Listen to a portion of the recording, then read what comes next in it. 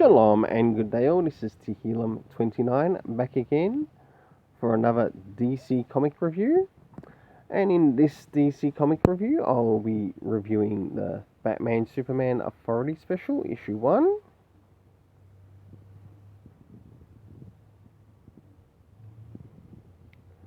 And last but not least, Batman Fear State issue 116.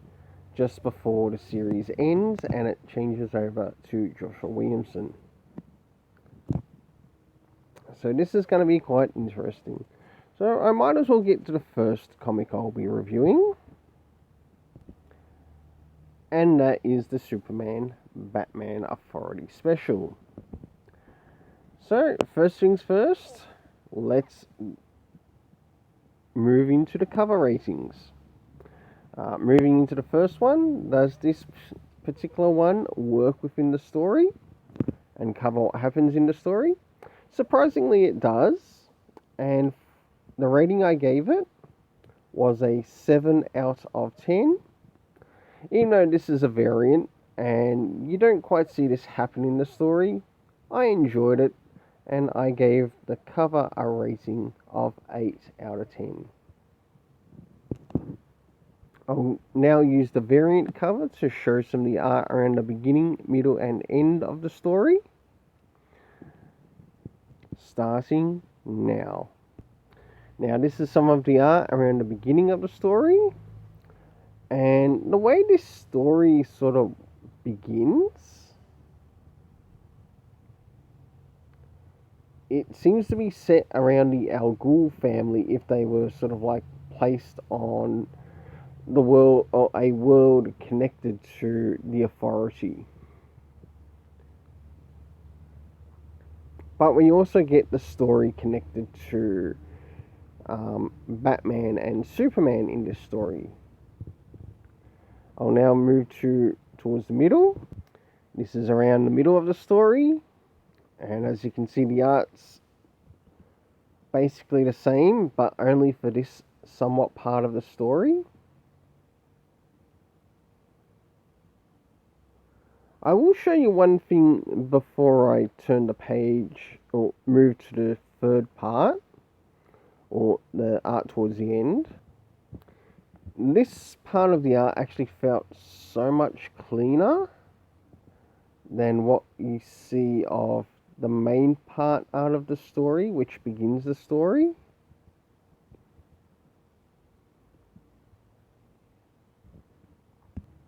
And last but not least, some art towards the end of the story.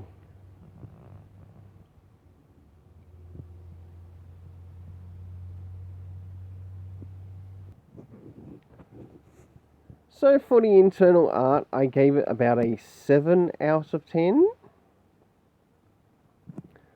And with the art, as you can see, that there was sort of like two different styles. At the beginning, I was a little bit unsure as to what style that they were going to be staying with. But you do get to see a bit of a mix of them throughout the book. So moving into the story, of course there are things connected to my story ratings, which I personally enjoy. So how much did this story hold up? So, first things first, did we get any comic references? Surprisingly, we did, and it connected to Superman and the Authority, issues 1 to 4, to which I have not read. I've heard some people read it, enjoy it, others have read it and don't enjoy it as much. As for myself, I don't know if I'll pick it up even in a trade. Next thing is the relation to time, like how was time used in the story. And we had the here and now as well as later, as you also saw in regards to those pages that were shown, especially at the end of the story. The location that we had pointed out in this story were another world, but no indication as to what this particular world was called at all. Then we had the location of the Babylon Citadel, to which Batman points out in the story. And there was also pointed out in the conversation of Earth Zero. The cast of characters consisting of the Al Ghuls, to which there was a very interesting end in this story, which made one sort of think that Ra's al Ghul has a lot of respect towards Batman. And in it we had Saif al Ghul, Taj al Ghul, Janan al Ghul. We of course had Superman, Manchester Black, the fraudulent Omak character that's in here, Batman of course, Midnighter and Apollo, Tempest Fuggernaut,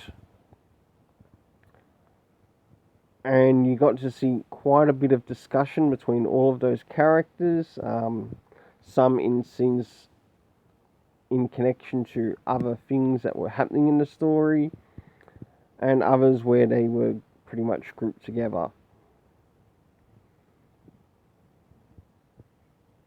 It was nice to see Tempest Fuggernaut because you don't see much of the character ever since he was introduced in the Dark Knight's Metal as well as the Death Metal event.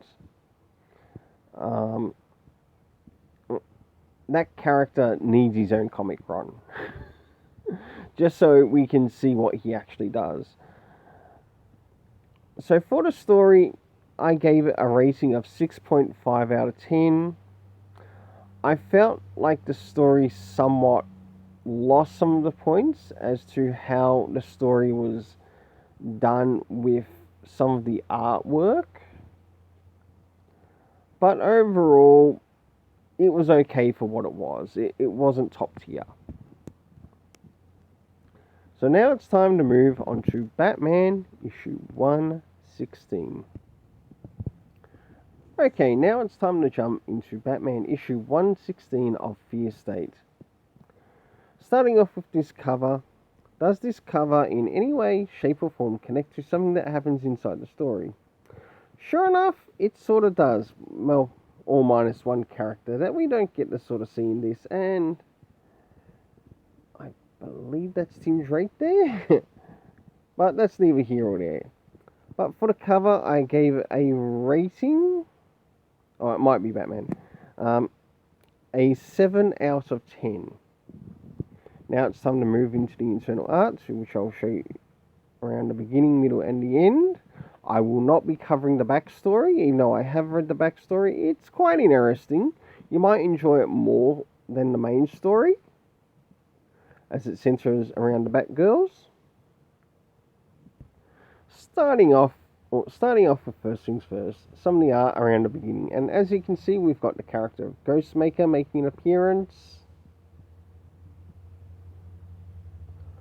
And he's taking on some of the corpses that are around.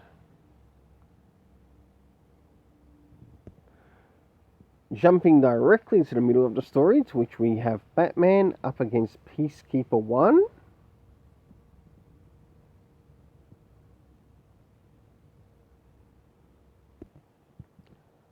And last but not least, Batman's finishing fight up against Peacekeeper, along with Miracle Molly, Poison Ivy,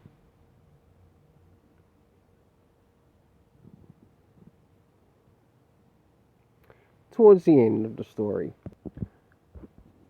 For the art in this story, I gave it a 7.5 out of 10, as I really enjoyed it, and it really brought across some of the emotion that was happening inside of the story, as well as some of the characters and what they were doing behind the story. But we still got to see what Batman was doing in his encounter of, number one, we of course had the Peacekeepers, and we got to see what was happening there. and Batman's full-on one-on-one encounter with Peacekeeper number 1. For this, I gave a 7.5 to the art. Now it's time to move on to the story.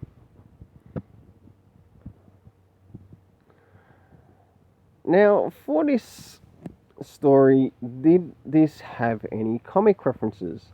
No, but it wouldn't have hurt to include it. Did we get any indication of what time this was taking place within Gotham? None at all. No, it would not hurt to be included in the story. But what did we get? We got the location of Eden, of where this is taking place in Gotham. And of course, in the sewers underneath Gotham.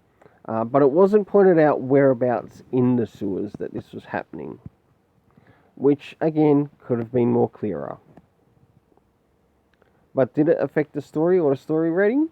Not completely. Now, the cast of characters consisted of the Peacekeeper Corps, Simon Saint. We also had Ghostmaker, Ivy, Miracle Molly, Batman, Scarecrow. And in this one, Miracle Molly actually ended up getting affected by Scarecrow, which was quite a bit of a surprise for me. I didn't expect to see it happen, considering how she's been used a little bit earlier in the story.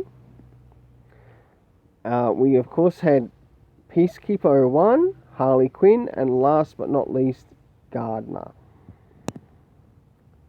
Overall, I gave this story a 7.5 out of 10. So, it looks like with Tinian getting ready to finish up this story,